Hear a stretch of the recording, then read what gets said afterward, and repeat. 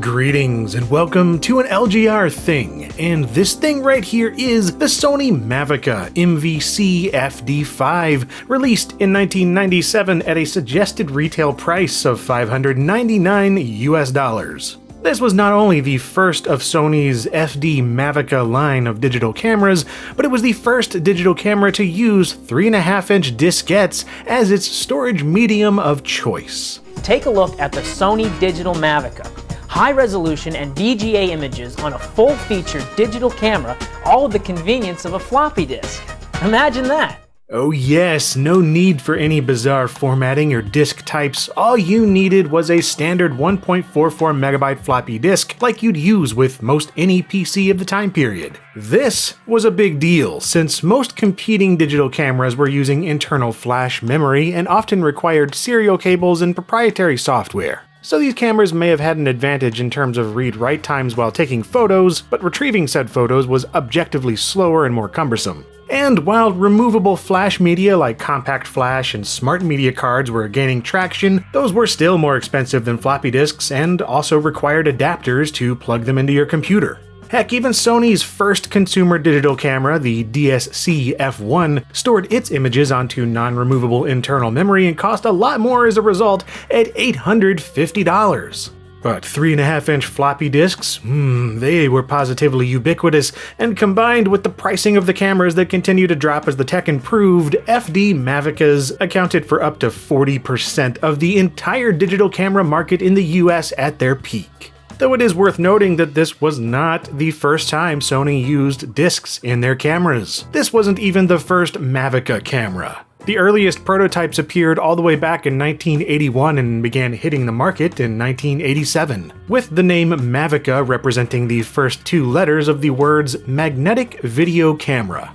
These early Mavicas used 2-inch video floppy or VF discs, but despite that, they were not digital cameras. Rather, these were known as still video cameras. This is a topic for another LGR video entirely, but the basic idea is that you got an analog video camera that recorded a moment of video and played it back repeatedly so as to provide a still image to a video output device like a TV. But this changed in 1997 with the release of the FD Mavica series, namely the MVC FD5 and FD7. Each of these were fully digital still cameras with a 1/4-inch 640x480 CCD. The biggest difference between the two introductory models here was that the $599 FD5 had a fixed 4.8mm lens, and the $799 FD7 had a 4.2 to 42mm lens providing a 10 times optical zoom. Of the original two models, I only have the FD5 here to show in this video, but over the years I've stumbled across plenty of these things while thrifting,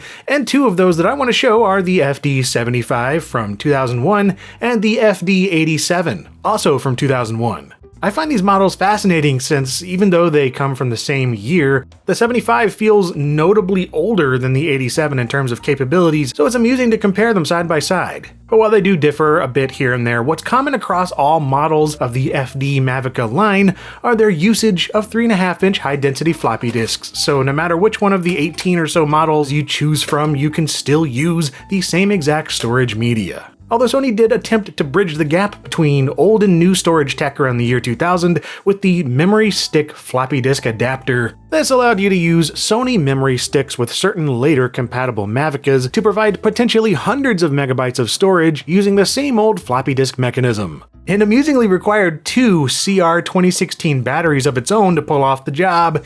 Man, I love funky media adapters like this. And for the most part, you can also use these same rechargeable lithium-ion batteries across FD Mavicas, these being the Info Lithium NP-F300 and F500 series. Rather annoyingly though, there are certain models like the FD75 that only accept original Sony InfoLithium batteries, so modern third-party ones you can find online today won't work without some modification. Seeing as most of the original batteries have long since stopped holding a charge and can be rather expensive when they do, this can be super annoying, so look out for it.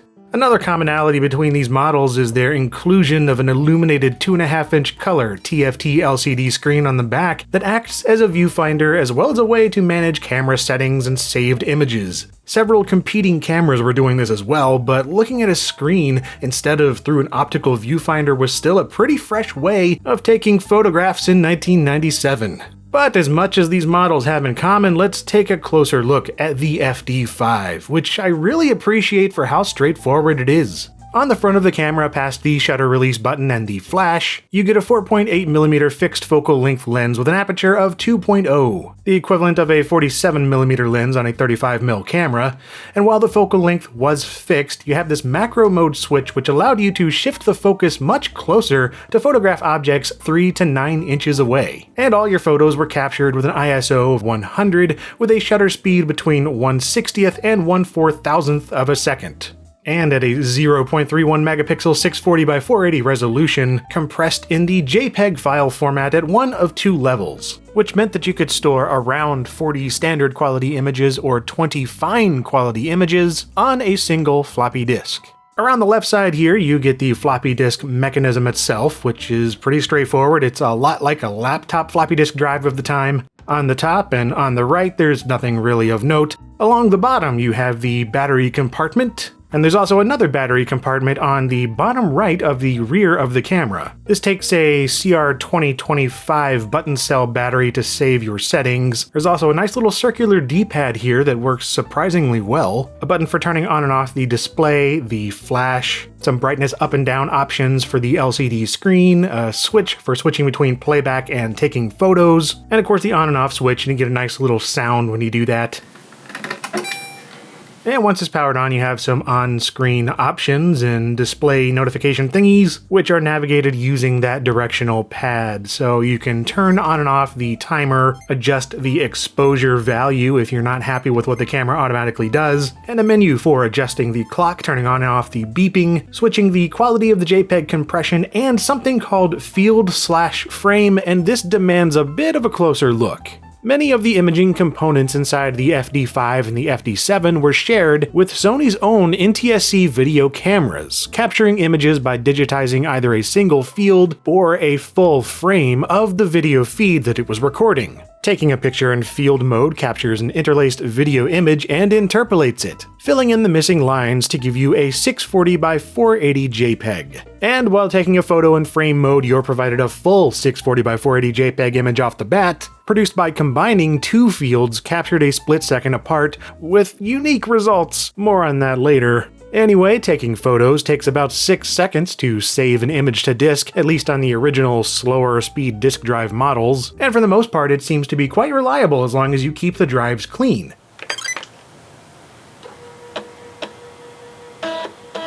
If you don't, or if the discs themselves are of the cheaper variety, you'll probably see the dreaded and rather unhelpful disk error message. Ugh. When you do get a successful shot though, retrieving the photos could not be easier, at least for the time period. Just put the disc in a floppy drive and bam, you've got JPEGs. No software needed. In fact, the Mavica manual recommended just using Internet Explorer, although Sony originally included ArcSoft Photo Studio in the package as well.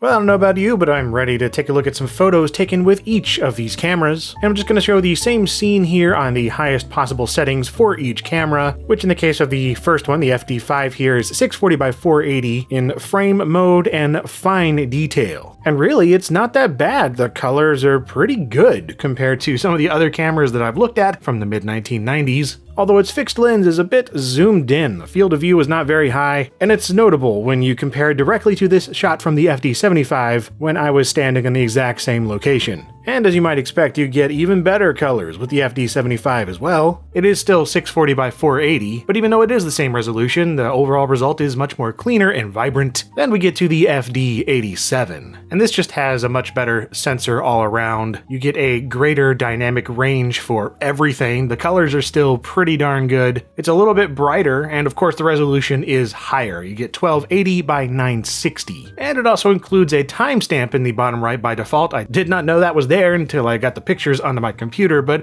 I think it's fun to see the march of progress through the lenses of the different FD Mavicas like this. And of course, an even greater march of progress compared to the camera on my Galaxy Note 8 phone, which is to be expected. But yeah, you can really see how the colors and everything should look in this particular scene. And then if we go back to, say, the FD75, you can see that it really isn't terribly far off in terms of the color reproduction for a digital camera from the time period. And the 75 also has another mode that it can shoot in, which is bitmap, instead of saving in compressed JPEG files. It's kind of hard to see the difference just like this, so let's zoom in here. This is the JPEG under the 75. You get that classic JPEG compression, and then here is the bitmap. These are both at the same 640 by 480 resolution, so it's still not great, but it is a little bit better. Of course, the downside here is that you can only save one bitmap per floppy disk. However, what makes this model even more attractive, in my opinion, is the 10x optical zoom. So check this out. This is just JPEG 640 by 480 still, but zoomed in 10 times with that nice lens on the front. I mean, it's pretty awesome and quite sharp. I'm impressed, especially compared to the 3 times optical zoom of the later FD87. Again, I'm just not as big of a fan of the color that it picks up here. Maybe it's just this particular lighting, but the Tiger looks more yellow than it should. In reality, it's more of a golden orange. On the plus side, the 87 is just way speedier to use since it has a 4-speed floppy drive, 4 times faster than the original FD5 and twice that of the FD75. So you got a trade-off of different features going on for these different models, and I really like that. Makes it fun to collect them. Another thing that makes it fun is the FD87 has these different filters, such as black and white mode, the classic sepia-toned mode, a negative color mode, and the most confusing one to me is this one, solarize mode. I'm not sure what this effect is supposed to be doing. It just sort of washes everything out and lowers the color depth. Personally, if I had to pick just one of these cameras to take out and take pictures with, it would be the FD5, the very earliest one, and it is the one that I ended up using the most, simply because it is so simple. The further away that it is from a modern digital camera, even like the FD87, the better, because I like taking photos of environments and objects that would be era appropriate for the camera itself, electronics, vehicles, buildings. And with something like the FD87, I just don't get that because it just feels like a crappier modern digital camera. Whereas the FD5, or even the FD75 to a degree, that is trying so hard to make believable photographs. And across the board, I am just impressed with the way that the sensor picks up color. Granted, it is very sensitive to the type of lighting that you have. It can be hard to get different exposure settings correct, or the flash, especially in indoor settings. Taking a selfie with the flash is not recommended, but just under some evening lighting, it's not bad at all. In fact, I was also impressed with the lower light situations of these cameras. I haven't even showed it on certain other ones that I've made videos about because it really just couldn't do anything with lower light. But the FD5 on up did pretty well with lower light situations. And there's something about the artifacts that you get around certain types of light that makes it fascinating to take photos with, in my opinion. And with how easy it is to look at what you've taken and then go back and delete it from the floppy disk if you don't like it, then that's just awesome. It gives me more freedom to experiment with exposures and such. And here's another thing that I really like about the FD5, and that is its built-in macro lens. That little switch on the front lets you get really close to certain objects and get a nice clear photo. It can be kind of hard to actually see if the photo you're getting is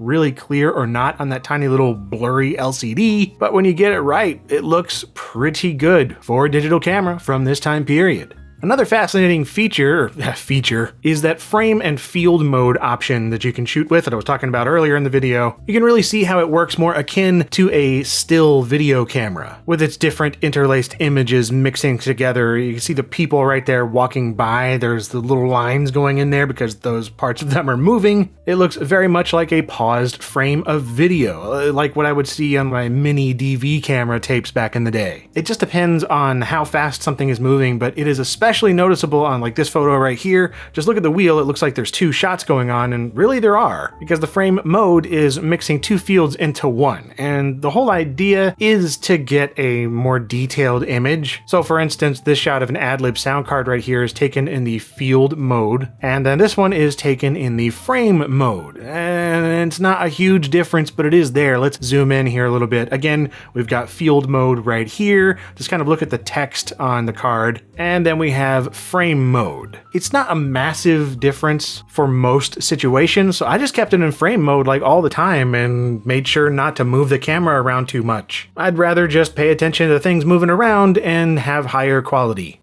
And yeah, that's about it for the Sony FD Mavica line of cameras for this video. Personally, I find something wildly charming about the floppy disk digital Mavica series. Using old digital cameras is enjoyable enough to me, but having my pictures saved onto a floppy disk in real time takes it to another geeky level. Yes, there were later Mavicas that saved to 8cm mini CDs that were much more capable all around, but those don't appeal to me the same way as the less capable floppy disk cameras. There's nothing quite like hearing floppy drive noises and feeling the whir of a disk drive mechanism after you take a photo. There's also the fact that FD Mavicas are so chunky and heavy, like you'd expect a whole lot from them, yet they do so relatively little. Especially the simplest model, the FD5. It's the slowest, it takes the worst pictures, it doesn't even have a zoom lens. It's the model that's furthest away from modern digital cameras, and I love it for that. I can use any number of modern cameras without thinking about it, but this is an event to use without being too difficult to retrieve your photos. I can absolutely see why the Mavicas were so popular from around 1998 to 2002 or so. They really provided a great service to those that needed decent digital pictures as quickly as possible. And I can also see why the line was discontinued by Sony in 2003, as there really wasn't much reason to keep making them with the advent of USB and cheaper flash storage media.